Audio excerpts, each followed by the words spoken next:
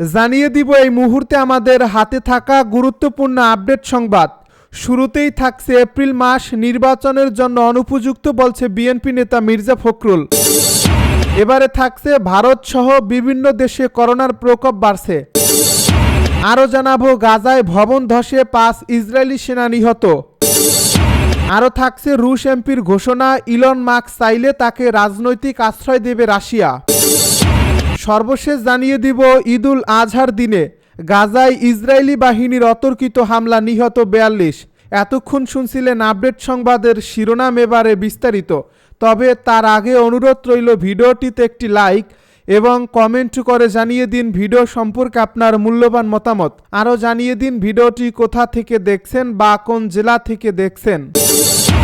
April মাস নির্বাচনের জন্য অনুপযুক্ত বলছে বিএনপি নেতা ফখরুল। এপ্রিল মাস নির্বাচনের জন্য অনুপযুক্ত বলে মন্তব্য করেছেন বিএনপি মহাসচিব মির্জা ফখরুল ইসলাম আলমগীর। শনিবার পবিত্র ঈদুল আজহা উপলক্ষে বিএনপির প্রতিষ্ঠাতা ও সাবেক রাষ্ট্রপতি জিয়াউর রহমানের মাজারে শ্রদ্ধা জানাতে গিয়ে তিনি একথা জানান। বিএনপি নেতা মির্জা ফখরুল বলেন, সরকারের ঘোষিত সময়ে জন আকাঙ্ক্ষার প্রতিফলন হয়নি। রোজা আবহাওয়া, পাবলিক পরীক্ষার কারণে এপ্রিল মাস নির্বাচনের জন্য অনুপযুক্ত চিন্তা ভাবনা করে এর রোডম্যাপ ঘোষণা করা হয়নি। তিনি আরও বলেন, ডিসেম্বরে নির্বাচন করা সম্ভব, সেটি হলে তা জাতির জন্য ভালো হবে। এর আগে দোয়া ও মোনাজাতে অংশ নিয়ে বিএনপি নেতারা সাবেক রাষ্ট্রপতি জিয়াউর রহমানের আত্মার মাগফিরাত কামনা করেন। এ সময় দলের স্থায়ী কমিটির সদস্য সহ অঙ্গ সংগঠনের নেতারা উপস্থিত ছিলেন। উল্লেখ্য, অন্তর্বর্তী সরকারের প্রধান উপদেষ্টা অধ্যাপক ডক্টর মোহাম্মদ ইউনূস জাতির উদ্দেশ্যে দেওয়া ভাষণে আগামী বছরের এপ্রিলে প্রথমার্ধের যে কোনো দিন ত্রয়োদশ সংসদ নির্বাচন অনুষ্ঠিত হবে বলে জানিয়েছেন। এই ঘোষণার পর আনুষ্ঠানিক প্রতিক্রিয়া জানিয়েছে বাংলাদেশ জাতীয়তাবাদী দল বিএনপি। ভারত সহ বিভিন্ন দেশে করোনার প্রকোপ বাড়ছে।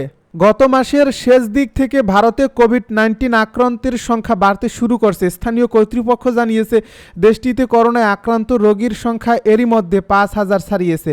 ভারতের পাশাপাশি অন্য কিছু দেশেও করোনা ভাইরাসের প্রকোপ বাড়ছে বলে খবর পাওয়া গেছে। খবর পিটিআই-এর।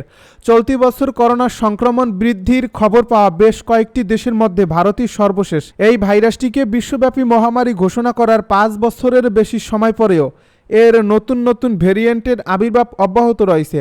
ভারতে করোনা আক্রান্তের সংখ্যা উদ্বেগজনক হারে বাড়ছে। মাত্র এক সপ্তাহের ব্যবধানে দেশটিতে সক্রিয় করোনা রোগী 1200% চেয়ে বেশি বেড়েছে। গাজায় ভবন ধসে 5 ইসরায়েলি সেনা নিহত। ফিলিস্তিনের গাজা উপত্যকায় ভবন ধসে দখলদার ইসরায়েলের 5 সেনা নিহত হয়েছে। তারা গাজার সশস্ত্র যোদ্ধাদের পাতা ফাঁদে পা দিয়ে প্রাণ হারিয়েছে। কাতার ভিত্তিক সংবাদ মাধ্যম আল জাজিরা আরাবিক শুক্রবার জানিয়েছে, গাজার খান ইউনিস এলাকায় এই ঘটনা ঘটে। এ প্রতিবেদনে বলা হয়েছে, গাজার যোদ্ধারা খান ইউনিসের একটি ভবনে বোমা পেতে রাখে। সেটিতে ইসরায়েলের এলিট ডিভিশনের 12 সেনা প্রবেশ করে। ঠিক তখনই বোমায় বিস্ফোরণ ঘটানো হয়। এতে ওই ভবনটি তাদের উপর ধসে পড়ে।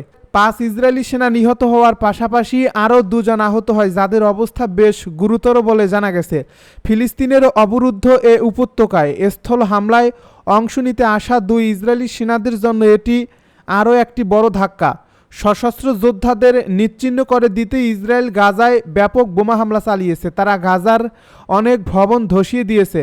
তা সত্ত্বেও এখনও তীব্র প্রতিরোধের মুখে পড়ছে এই দখলদার সেনারা। গাজায় উদযাপিত হচ্ছে পবিত্র ঈদুল আজহা, তবে এদিনও সেখানে বন্ধ নেই দখলদারদের বর্বরতা। আজও তাদের হামলায় একই বাড়িতে 7 ফিলিস্তিনির মৃত্যু হয়েছে। 2023 সালের অক্টোবর থেকে চলা এ যুদ্ধে এখন পর্যন্ত প্রায় 55,000 ফিলিস্তিনি নিহত হয়েছেন। এছাড়া আহত হয়েছেন আরও কয়েক লাখ মানুষ। রুশ এমপির ঘোষণা, ইলন মাস্ক চাইলে তাকে রাজনৈতিক আশ্রয় দেবে রাশিয়া। যুক্তরাষ্ট্রের প্রেসিডেন্ট ডোনাল্ড ট্রাম্পের সঙ্গে দ্বন্দ্বের কারণে বিশ্বের শীর্ষ ধনী ব্যক্তি ইলন মাস্ক যদি কখনো যুক্তরাষ্ট্র ছেড়ে রাশিয়ায় এসে থাকতে চান, তাহলে তাকে রাজনৈতিক আশ্রয় দিতে প্রস্তুত আছে মস্কো। রাশিয়ার এমপি এবং পার্লামেন্টের নিম্নকক্ষ দুমার ইন্টারন্যাশনাল অ্যাফেয়ার্স বিষয়ক কমিটির চেয়ারম্যান দিমিত্রি নোভোকভ সম্প্রতি এক সাক্ষাৎকারে এই তথ্য জানিয়েছেন। বৃহস্পতিবার রুশ সংবাদ মাধ্যম তাসকে দেওয়া এক সাক্ষাৎকারে নোভিকভ বলেন, আমার মনে হয় মাস্ক সম্পূর্ণ ভিন্ন একটা খেলা খেলছেন। সম্ভবত তার রাজনৈতিক আশ্রয়ের প্রয়োজন পড়বে না।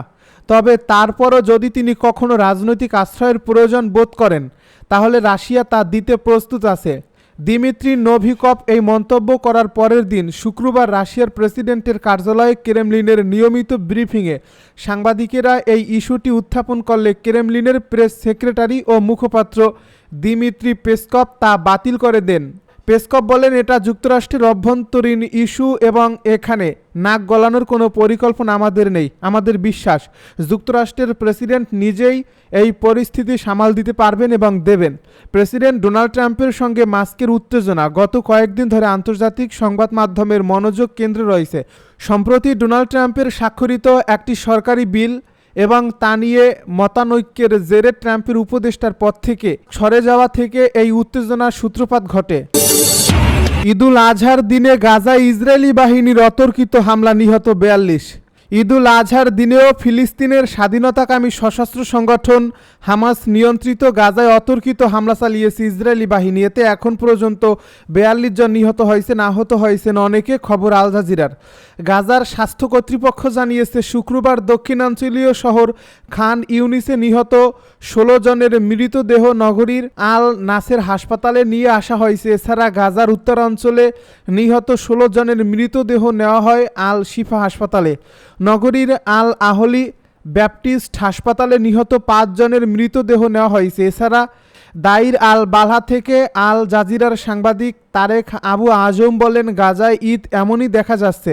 তিনি আরও জানিয়েছেন, গাজায় এবছর আনন্দের বদলে বোমা বর্ষণ, বাস্তুচ্যুতি ও প্রাণহানির মধ্য দিয়ে ঈদের দিনটি পার হচ্ছে। পরমাণু ইস্যুতে উত্তপ্ত ইরান ইসরায়েল সম্পর্ক, বাড়ছে যুদ্ধের ঝুঁকি। মধ্যপ্রাচ্যের অন্যতম স্পর্শকাতর ইস্যু হয়ে উঠছে ইরানের পরমাণু কর্মসূচি। তেহরান এবং তেল আবিবের মধ্যে এই ইস্যু ঘিরে দীর্ঘদিন ধরে চলমান উত্তেজনা এখন আরও ভয়াবহ রূপ নিচ্ছে। ইসরায়েল প্রকাশ্যে বলছে তারা কোনো অবস্থাতেই ইরানকে পরমাণু অস্ত্র অর্জন করতে দেবে না, আর ইরান বলছে তারা তাদের বৈজ্ঞানিক উন্নয়ন ও পরমাণু কর্মসূচি চালিয়ে যাবে, প্রয়োজনে এর জন্য যে কোনো মূল্য দিতে প্রস্তুত। সম্প্রতি ইসরায়েলের সামরিক গোয়েন্দা বিভাগ দাবি করছে ইরান ইউরেনিয়াম সমৃদ্ধকরণে এমন এক পর্যায়ে পৌঁছেছে যেখান থেকে কয়েক সপ্তাহের মধ্যেই পরমাণু অস্ত্র বানানো সম্ভব। এরই প্রেক্ষিতে ইসরায়েল তাদের সামরিক বাহিনীকে প্রস্তুত থাকতে নির্দেশ দিয়েছে এবং আভাস দিয়েছে যে প্রয়োজনেই ইরানের পরমাণু স্থাপনায় আগাম হামলা চালানো হতে পারে। অন্যদিকে ইরানও সতর্ক করে বলছে, যদি ইসরায়েল তাদের স্থাপনাগুলোতে হামলা চালায় তবে তা সরাসরি যুদ্ধ হিসেবে বিবেচিত হবে এবং ইরান জবাব দিতে দ্বিধা করবে না। ইতিমধ্যে তেহরান তাদের আকাশ প্রতিরক্ষা ব্যবস্থা শক্তিশালী করছে এবং হরমুজ প্রণালীতে সামরিক মহড়া চালিয়েছে।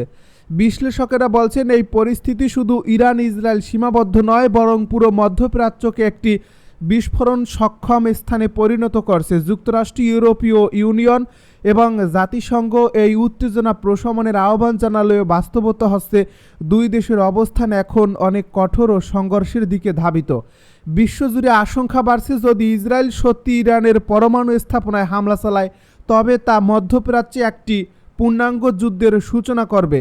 এর ফলে শুধু আঞ্চলিক নয়, বৈশ্বিক নিরাপত্তার, তেল সরবরাহ এবং অর্থনৈতিক স্থিতিশীলতা মারাত্মকভাবে ঝুঁকির মুখে পড়বে।